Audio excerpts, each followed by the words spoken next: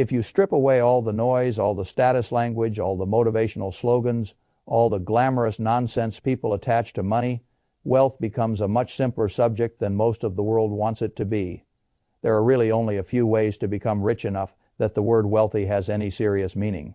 That sentence bothers people because they want a hidden fourth door, a secret loophole, a clever shortcut, a special product, a little formula that lets them stay exactly as they are while somehow arriving at a destination that was never built for passive spectators.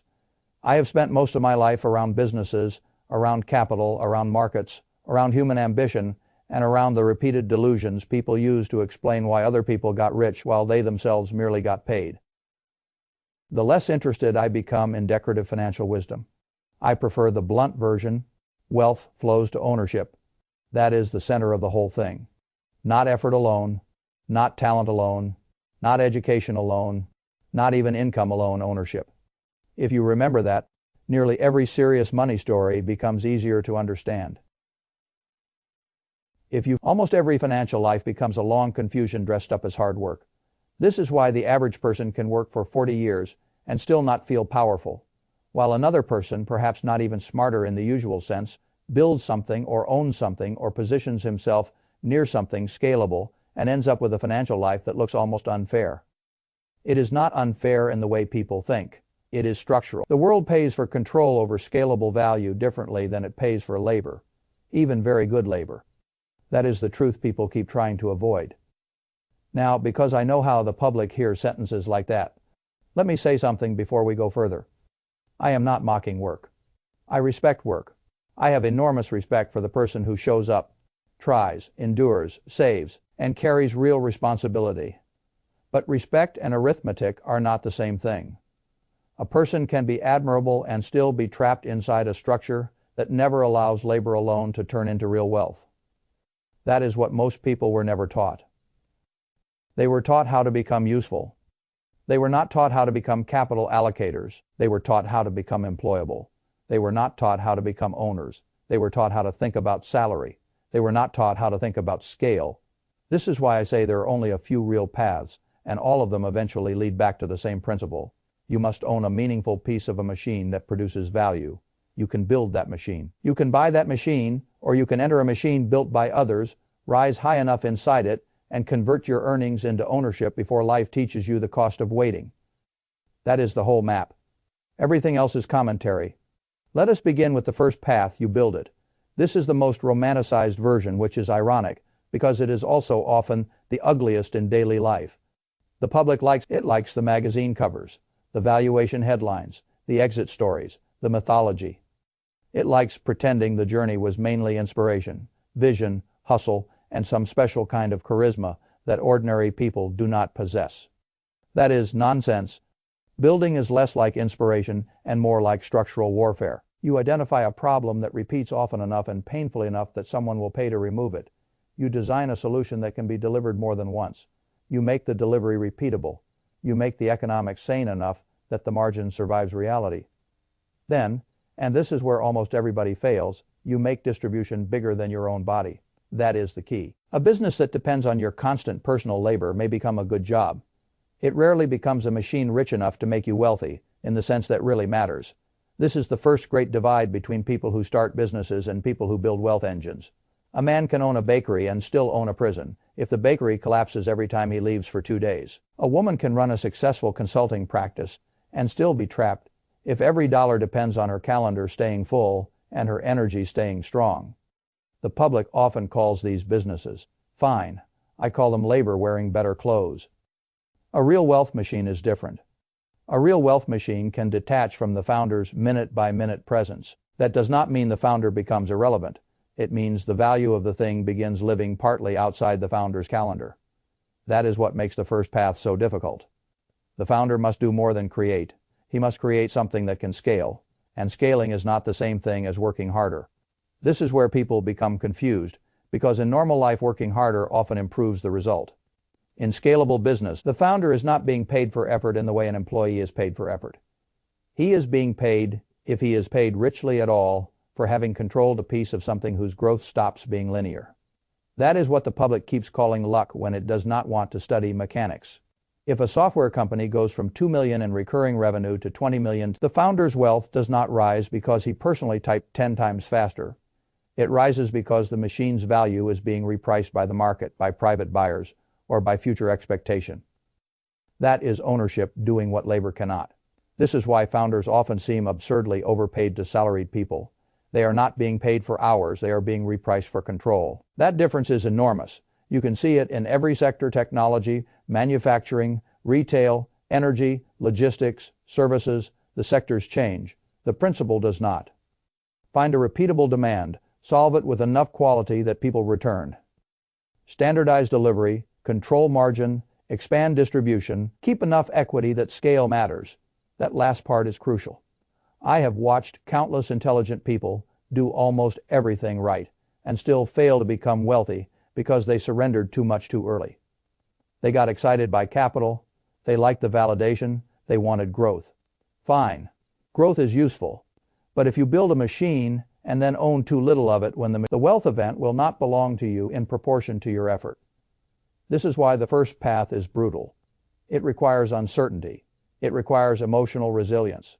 It requires a tolerance for periods where income looks weak and identity feels unstable. It requires watching people with ordinary jobs appear calmer than you while you are carrying risk that no one will congratulate you for unless it works. Volatility is the entrance fee for equity. You do not get the ownership upside without a season where the whole structure looks questionable, including to you. That is why so few people succeed there. Not because they lack energy, because they dislike prolonged uncertainty more than they desire ownership. Now, there is another subtle point here that deserves respect.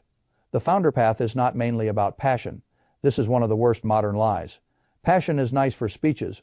Wealth is built on structural leverage. You are not rich because you love coffee and opened a shop. You become rich. If you do, because you built a repeatable system with attractive unit economics, strong distribution, and retained ownership. The coffee is decoration. This is why timing matters too. Building in an expanding market is very different from building in a stagnant or shrinking one. A decent company in an accelerating environment can become very valuable. A superior company in a dead market can exhaust itself proving how excellent it is to people who do not need what it sells. That is not unfair either. It is context. Markets expand. Categories mature. Demand shifts. A founder is not only building a machine, he is building it inside a moving world. That is why judgment matters so much. It is not enough to build. You must build where the wind is not entirely against you. Still, let me say something that the public rarely wants to hear. The founder path is not necessary for wealth. It is simply the most explosive when it works, because the payoff distribution is not normal. One success can outweigh years of failure. One good company held with meaningful equity can create wealth large enough to alter the course of several generations. That is why people become obsessed with it. But obsession is not understanding. The real principle, again, is ownership of a scalable machine. Which brings us to the second path. You buy the machine instead of building it. This is the path the public underestimates because it looks slower, less glamorous, and less cinematic. Fine, I trust things that are less cinematic. This path is what most lasting wealth is actually built on after the noise is removed. Not everyone can found a large business, not everyone wants to, not everyone should, but many people can accumulate capital and buy ownership in productive assets that already exist. That is an extraordinary advantage of modern markets and modern legal structures. You do not need to design the railroad, refine the oil, manufacture the beverage, write the insurance contract, or code the software to participate in the economics of those activities. You can buy pieces of the engines that already run. That is what investing properly is, not prediction. Ownership. This is another word people keep using too loosely. Buying a popular symbol and hoping somebody else pays more is not necessarily investing. It may only be speculation wearing a tie. Real investing means placing capital into something productive enough that its underlying economics can compound in your favor. Public equities do this when they represent real businesses earning real profits. Private businesses do this when you buy them with sane terms. Rental property can do this when the cash flow and economics are real. Index funds do this in the broadest possible way by giving you ownership across a large field of productive enterprise. The principle is always the same. You are buying something that can generate more value than you personally could by leaving the cash idle. That is the shift. The investor path is slower at first, because you are usually starting with less control than a founder and more reliance on time than speed. But the power of the path is that it decouples wealth from your direct physical effort sooner than most workers realize. A person can go to sleep and still own a sliver of 1,000 businesses. He can go to work and still have his capital at work elsewhere. He can age, become less energetic, and still have assets capable of producing without needing his hands every minute. That is not glamorous. It is one of the great civilizational gifts.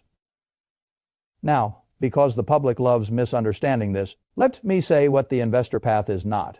It is not primarily about brilliance. It is not mainly about choosing the hottest name. It is not about calling tops and bottoms.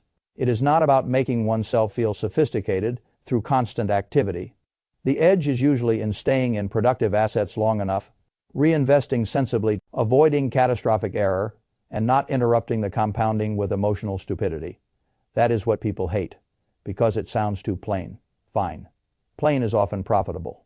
Suppose you invest $20,000 a year into productive assets, earning something like 8% over long periods, not every year. Over long periods, the acceleration does not come because you became a genius in year 8. It comes because the base became larger and the returns started working on previous returns. That is the miracle people admire too late and the boredom they refuse too early. This is why the investor path rewards consistency more than drama. A broad market fund may not give you the satisfaction of telling strangers you found the next revolution. It may give you something better, silent participation in the earnings power of the whole system. That is what most people should want. Now again, the public will ask the wrong question here. Which asset class is best? That is often a child's question dressed up as an adult's question. The better question is, which productive assets can I understand well enough to hold through stress, and which structures give me durable exposure without demanding theatrical behavior from me? That is why I still have enormous respect for broad diversified public equities and other productive ownership with low costs and long-run durability. The point is not that every investor must be boring in the same way. The point is that the investor path works because ownership compounds, not because excitement does. There is another crucial thing here. What does not count? People keep trying to smuggle consumption assets into the ownership conversation. A giant truck that costs you money every month is not helping you compound unless it is central to a cash-producing operation. A house you live in may be useful, may appreciate, may even be an intelligent personal choice. But calling it wealth building without examining what it does to your cash flow is lazy thinking. Speculative objects with no cash flow, no productive base, and no real operating engine are not the same thing as productive assets. They may go up. So can a fever. That does not make them healthy. The investor path is about buying engines, not just hoping for price. That distinction is one of the great dividing lines between adults and adolescents in finance. And then there is the third path, which is the bridge path and perhaps the most socially relevant because it is where many serious people actually begin. You join the system, then convert income into ownership. This path is the least romanticized, and in many ways the most realistic for a large number of intelligent, disciplined people. You enter a system that already has leverage, technology, finance, law, enterprise sales, energy, executive leadership, large operating companies, capital-intensive industries, not because those fields are morally superior, because the scale of value inside them is larger. A software engineer writing code used by millions of users is not being paid for typing. He is being paid because his work sits inside a scalable machine. An investment professional allocating large pools of capital is not being paid because his calendar is full. He is being paid because he sits close to leverage and money. A senior enterprise salesperson moving contracts worth millions is paid differently than a person moving a low-value product with no margin because the system around him is different. This matters more than people think. The value of labor depends not only on talent, but on the leverage of the system in which the labor is embedded. That is why the bridge path can be so powerful. It begins with labor, yes, but labor inside a system capable of paying unusually well. Then it becomes something else. Skill system selection, proximity to capital, aggressive conversion, eventual detachment from labor. That is the sequence. First, you build a scarce skill, not a hobby, not a fashionable label. A real economically valuable capability that either raises revenue, allocates capital, manages serious risk, or drives some highly levered output in a large system. Then you place that skill in the right environment. This is where many talented people lose years. They become strong inside weak systems. They become excellent in rooms where the scale is too small for excellence to be paid properly. A strong skill in a weak system can still produce a mediocre financial life. That is not pleasant to hear. It is true. You want your skill inside a structure where one good decision can affect large revenue, large cost savings, large transactions, large markets, or large equity value. That is where compensation stretches. Then you move closer to the real pools of value, not just higher title for ego. Closer to the decision-making, equity, performance pay, stock grants, carried interest, profit participation, or other forms of upside that matter more than salary alone. This is where many ambitious people fail. They rise in status but never negotiate ownership. They become beautifully paid servants. That sounds harsher than I mean it to, but the distinction matters. A large salary can create comfort. It does not automatically create wealth. If a person earns $400,000 per year and spends $380,000 of it supporting a polished life, he is not on the path to freedom. He is simply operating a high-income treadmill. The real bridge path requires the next step: aggressive conversion. Income must become ownership quickly. Bonus becomes capital. Stock grants are handled intelligently. Windfalls are not consumed as identity rewards. The high-earning years are used to accelerate the pile. This is where the public makes another fatal mistake. It imagines that a high earner is automatically wealthy. No, a high earner is merely a person with unusually strong potential energy. Wealth appears only when the income is turned into productive assets fast enough and consistently enough that the machine can eventually replace the dependence on income. That is the key. The bridge path is not about earning a lot forever. It is about using a period of high earnings to buy your way into the second path. That is why I call it a bridge.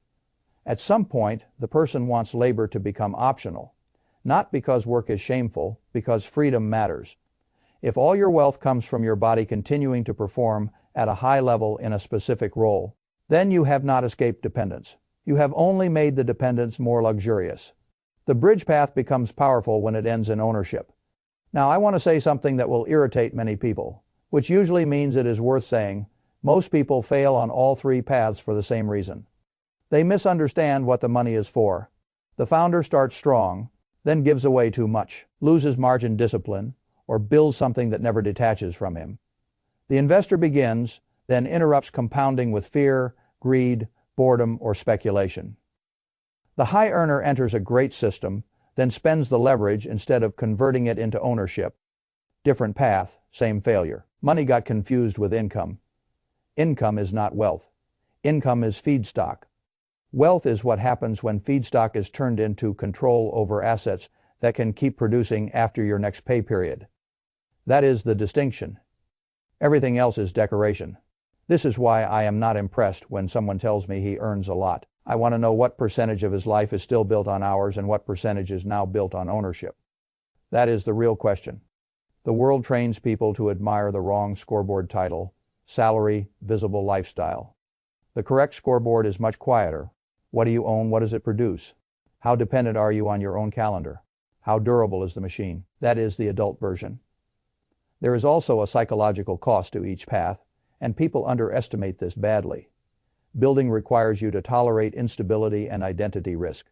Buying requires patience and emotional steadiness in the face of volatility. The bridge path requires delayed gratification at precisely the moment your peers are using rising income to purchase visible proof that they have made it. That is one reason so many high earners never become wealthy. The social pressure arrives at exactly the wrong time. Better apartment, better car, better vacations, better schools, better symbols. Soon the entire income stream is consumed by maintaining the social costume of success. That is not wealth. That is expensive applause. I would rather look poorer than I am becoming than look richer than I am. That has been one of the great hidden advantages in my life. It kept more capital inside the machine. The machine is what matters.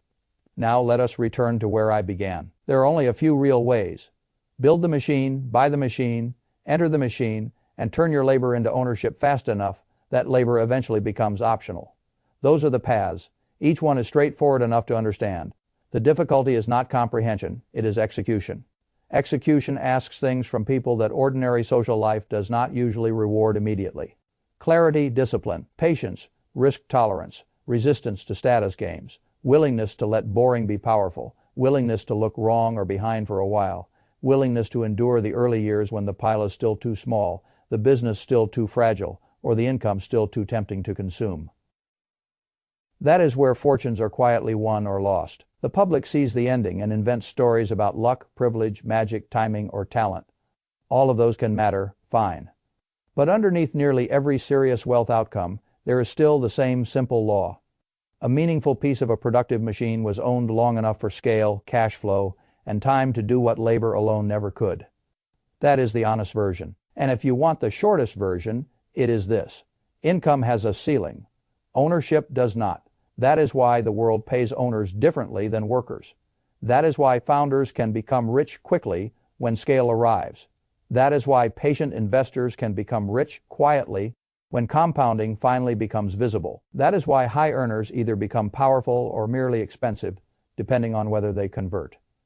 And that is why almost every serious conversation about wealth must eventually leave the language of effort and enter the language of assets, equity, scale, and control. That is the real education. Not how hard to work, how to stop being paid only for work. Once you understand that, money stops looking like a race for a higher salary and starts looking like a process of moving from labor dependence to asset control. That is the shift. That is the whole thing. And if you miss everything else I have said, remember this one line: you do not become wealthy by making money. You become wealthy by keeping enough ownership of something that can grow without asking your body for permission every hour.